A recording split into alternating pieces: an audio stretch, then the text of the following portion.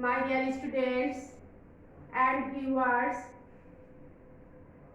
Welcome to online class for class 7. At first I will introduce with her. How are you? I hope you are well in this time. I am also well of the time of Corona. Today with you I am Nilufar Yasmin, assistant teacher, Khanjania High School, Bagerhat, Shodol. Now I am discuss English grammar class for class 7, unit 11, lesson 1. Today we are studying English grammar topics. Sentence. Actually English grammar class sentence is very essential part. Now I am going to introduce the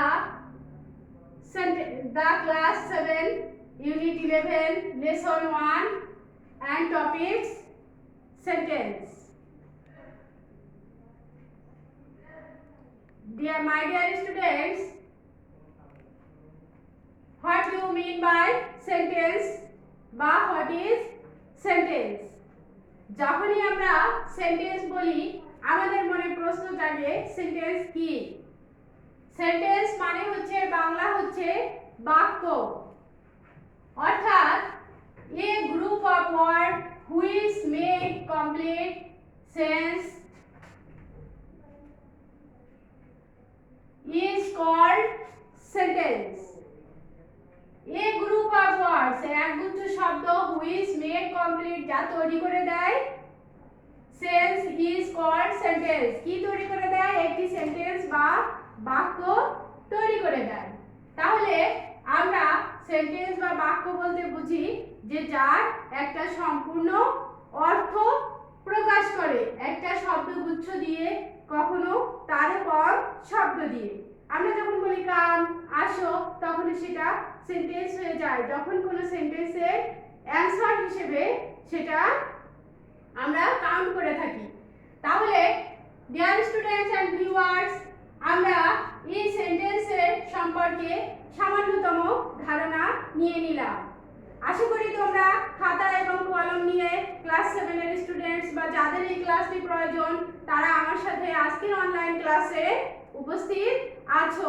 এই আমার confidence, তাই সেই confidence নিয়েই আমি তোমাদের সাথে আজকে ক্লাসটি নিচ্ছি।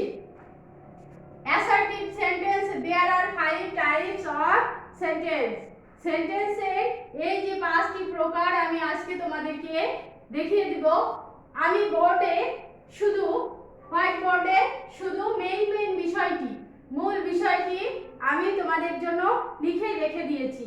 আর বাকি আমি তোমাদেরকে যে কথাগুলো বলবো সেন্টেন্স সম্পর্কে, যে ল্যাঙ্গুয়েজটি আমি ইউজ করব, প্রয়োজন মতো অবশ্যই তোমরা নোট করে নিবে। ইংলিশ গ্রামার আমাদের জন্য অত্যন্ত গুরুত্বপূর্ণ একটি বিষয়, যা একেবারে জীবনের শেষ প্রান্ত পর্যন্ত ইংলিশ ল্যাঙ্গুয়েজ বা ইংলিশ গ্রামারের সাথে আমরা সম্পৃক্ত না থেকে পারি না, কারণ এটি হচ্ছে ইন্টারন্যাশনাল ল্যাঙ্গুয়েজ, আন্তর্জাতিক ভাষা। এখন আমরা দেখি যে সেন্টেন্সের একটি উদাহরণ আমি দিই।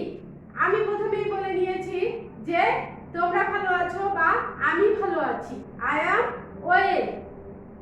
My name is Nilufar Yasmin. এই যে ল্যাঙ্গুয়েজগুলো, এই যে বাক্যগুলো, এটি হচ্ছে সেন্টেন্স। এতে একটি পূর্ণ অবস্থা আমি প্রকাশ করতে পেরেছি এবং তুমিও বুঝতে সক্ষম হয়েছো। এটি সেন্টেন্স। তাহলে সেন্টেন্সের একটা एग्जांपल আমরা দিতে পারি। যে I am a student, I am a student। আমি আবার এটাও লিখতে পারি এই সেন্টেন্সটিকে বর্ধিত করে I am a student of class 7 এই জাতীয়। এবার আমরা আসবো অ্যাসার্টিভ সেন্টেন্স। সেন্টেন্সের যে পাঁচটি প্রকার আছে অ্যাসার্টিভ, ইন্টারোগেটিভ, ইম্পারেটিভ, অবজেক্টিভ এবং এক্সক্লামেটরি। অ্যাসার্টিভ সেন্টেন্স কি? Assertive sentence means the sentence which describe things or reports events is called assertive sentence. Assertive sentence কে আমরা যে কোনো কিছুর বর্ণনা, বিবৃতি সাধারণত দিয়ে থাকি এই assertive sentence-এ। The sentence which describe things or reports অর্থাৎ কোনো তথ্য, কোনো report, events is called assertive sentence। এখন আমরা assertive sentence কি এটি এক্সাম্পলের সাহায্যে বুঝে নিই। অর্থাৎ আগে যে সেন্টেন্সটি দিয়েছিলাম এবার তাইলে যে কোনো সেন্টেন্স আমরা প্যারাগ্রাফ পড়ি, এসে পড়ি, তারপরে মডেল করি, ওখানে প্যাসেজ দেওয়া থাকে। যে কোনো সেন্টেন্স দেখলে আমি তাকে বিচার করতে চাইবো যে সেন্টেন্সটি কোন প্রকার, হোয়াট কাইন্ডস অফ সেন্টেন্স, এই সেন্টেন্সটি কোন কাইন্ডসে, কোন টাইপে পড়েছে। তাইলে আমরা যখন দেখব যে আই অ্যাম এ স্টুডেন্ট, আমরা কি দেখেছিলাম? I am a student. I am a student এই সেন্টেন্সটি অবশ্যই অ্যাসার্টিভ সেন্টেন্স। এখানে আমার সম্পর্কে আমি বর্ণনা করছি, কোনো তথ্য প্রকাশ করছি, এটি অ্যাসার্টিভ সেন্টেন্স। অ্যাসার্টিভ সেন্টেন্স অবশ্যই ফুল স্টপ থাকবে এই সেন্টেন্সের শেষে থাকবে একটি ফুল স্টপ। এখন আমরা আসব ইন্টারোগেটিভ সেন্টেন্সে। অ্যাসার্টিভ সেন্টেন্স আবার দুই প্রকার, আমি শুধু তোমাদেরকে প্রকারভেদটা জানিয়ে দিচ্ছি। আমরা যখন ট্রান্সফরমেশন করব অর্থাৎ সেন্টেন্সের, তখন অ্যাফার্মেটিভ এবং নেগেটিভ সেন্টেন্স হ্যাবোধককে নাবোধক, নাবোধককে হ্যাবোধক করতে শিখব। তার আগে আমরা ওই সেন্টেন্স দুটি সম্পর্কে জেনে নেব। এখন আমরা আসব ইন্টারোগেটিভ সেন্টেন্স। অর্থাৎ ইন্টারোগেটিভ সেন্টেন্স কি আমি তোমাদেরকে বুঝিয়ে দিতে চাচ্ছি অল্প থেকে। অর্থাৎ সপ্তম শ্রেণীর ছাত্রছাত্রী তোমরা যারা আছো, তোমরা এখানে ইন্টারোগেটিভ সেন্টেন্স বলতে আমরা এরকম একটা বর্ষি চিহ্ন বলে থাকতাম ছোটবেলায়। আমরা কি বলে থাকতাম? যে একটা বর্ষি চিহ্ন, অর্থাৎ বর্ষির মতো দেখতে এই যে চিহ্নটা, এই ইন্টারোগেটিভ যে কোশ্চেনের এই যে চিহ্নটা, এই চিহ্নটা থাকলেই সেই সেন্টেন্সটি ইন্টারোগেটিভ সেন্টেন্স।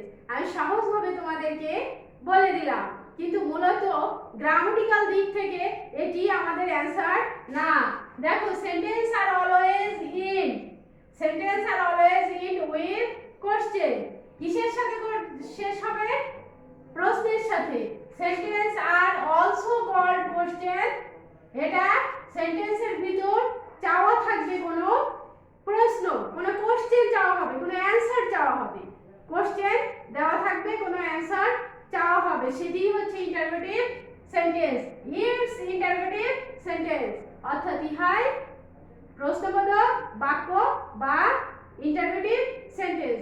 তাইলে আমরা তাহলে যখন কোনো প্যাসেজ পড়ব বা যখন কোনো আমরা প্যারাগ্রাফ পড়ব অথবা কোনো কথা বলবো, আমরা স্পেলিং এ যাব, তখন আমরা কোনটা ইন্টারোগেটিভ সেন্টেন্স তা বুঝতে আমাদের আর কোনো সমস্যা হবে না। এই কনফিডেন্স তোমাদের পরে আমার থাকলো। এখন আমরা ইন্টারোগেটিভ সেন্টেন্স সম্পর্কে বুঝি। এখন আমরা ইন্টারোগেটিভ সেন্টেন্স সম্পর্কে একটু দেখব যে what's your name, what's your name, what's your name এটি ইন্টারোগেটিভ সেন্টেন্স। এখানে দুই ধরনের সেন্টেন্স হয়, ভার্বাল সেন্টেন্স এবং WH আর ইউ ওকে? তুমি কি ঠিক আছো? Are you okay? তুমি ঠিক আছো? এটিও আমাদের ইন্টারোগেটিভ সেন্টেন্স। এবার আসবো আমরা ইম্পারেটিভ সেন্টেন্স।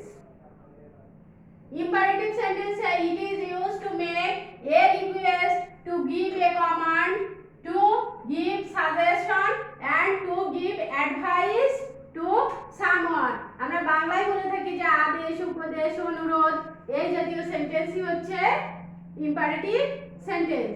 ইম্পারেটিভ সেন্টেন্স সম্পর্কে let us play football একটি উদাহরণ দেওয়া যেতে পারে।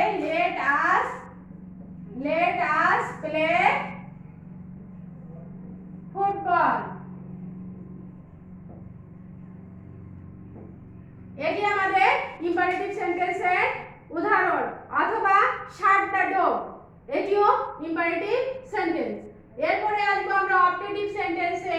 We use objective sentences to wish someone and to pray for someone or anything. অর্থাৎ কোনো কিছু আমরা সাধারণত প্রার্থনায় বুঝে থাকি অবজেক্টিভ সেন্টেন্সকে। যেমন may Allah bless you, may Allah bless you. অর্থাৎ আমি তোমার জন্য প্রার্থনা করলাম যে আল্লাহ তোমাকে ভালো করুক, আল্লাহ তোমার মঙ্গল করুক, এই জাতীয়। এরপরে আসি আমরা এক্সক্লামেটরি বা একেবারে শেষ যে বিস্ময়সূচক যে বাক্য sentence. It is used to express a strong emotion, surprise, joy, grief etc. and exclamatory sentences always end with an exclamatory mark। অর্থাৎ exclamatory sentence ও always সর্বদা এরকম একটি চিহ্ন দেওয়া থাকবে, তা দেখে আমরা বুঝে নিতে পারি। উদাহরণস্বরূপ আসি alas I am under, alas I am undone। অথবা হুডরে we have won the match। তাহলে সেন্টেন্স বা বাক্য সম্পর্কে একেবারেই সংক্ষিপ্ত সময়ে আমি তোমাদেরকে এই বিষয়টি বুঝিয়ে দেওয়ার চেষ্টা করেছি। আমার বিশ্বাস তোমরা সবাই কম বেশি বুঝতে সক্ষম হয়েছো। Dear students, thanks for all. No more today. Stay home in the next class. In the next class, I will topics English grammar and